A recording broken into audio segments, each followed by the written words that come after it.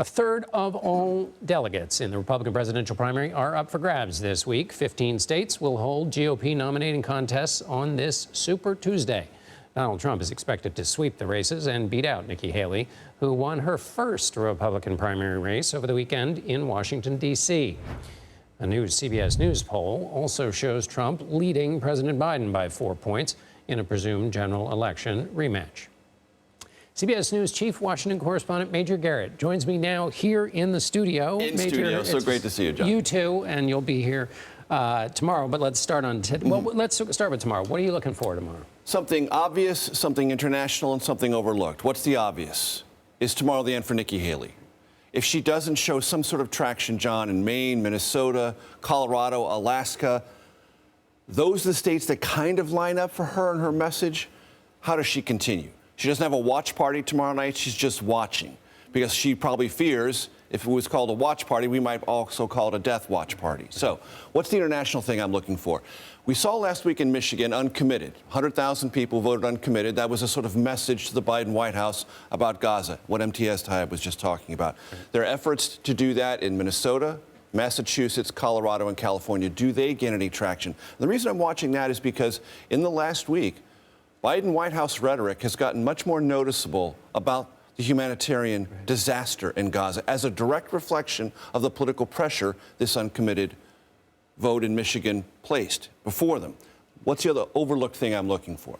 Because of our gerrymandering of House races, and House districts rather, there are estimates from political scientists that 100 to 110 seats tomorrow on Super Tuesday, John, will effectively be decided, because the primary winner will not have any real opposition in the general election. That's one of the overlooked things I'm looking for tomorrow. Yeah, that's one of the long-term trends in politics that nobody will pay attention to except for you, and those are the things that affect why we can't have normal votes in Congress anymore, because it's locked up with partisan electorates.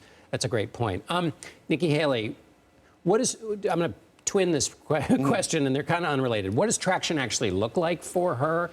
And Haley said that she might not abide by the RNC's pledge to support Donald Trump. What does that mean? So traction has many definitions. She'll define it. Her donors, institutional and grassroots, will help define it. But she's got to be in 30, 40%. She's got to look at Utah as a place where she says that she might actually have a chance of winning. It's a caucus, so it'll be slightly more complicated. But she needs, if not a victory, some 30 or 40% at least, to show that there is a section of the Republican Party that continues to want her voice out there. Related to that, she's now giving an orientation to, yes, I'm going to be your voice because I'm no longer committing to supporting Donald Trump if he's the nominee. I said I would commit to the nominee to get on the debate stage. It now sounds conditioned on how she does and what her belief of her political future is. Yeah, interesting that she would maybe hold on to that role as spoiler. Let me ask you this. If tomorrow is essentially the end of this, and everybody knows that it's essentially going to be Trump v. Biden, that I think is the earliest we've essentially known what the final race would look. What will that do to the shape of this campaign now? Does it advantage one candidate over another? How do you just think it will proceed, given that huge span of time? So it will test the core assumptions of the two candidates. The Trump assumption is I've got enthusiasm and I've got angry people really ticked off about inflation and secondarily immigration. For the Biden campaign, their core assumption is, yes, people are ticked off about that. We're trying to be responsive, but people haven't engaged with the fact that Trump is going to be the Republican nominee, and now it is a rematch, and I'm going to drive my set of issues, reproductive freedom, democracy, what I've accomplished legislatively, and how I'm trying to improve the economy front and center. And let's be honest, tomorrow is really not Super Tuesday. It's Super Thursday this week.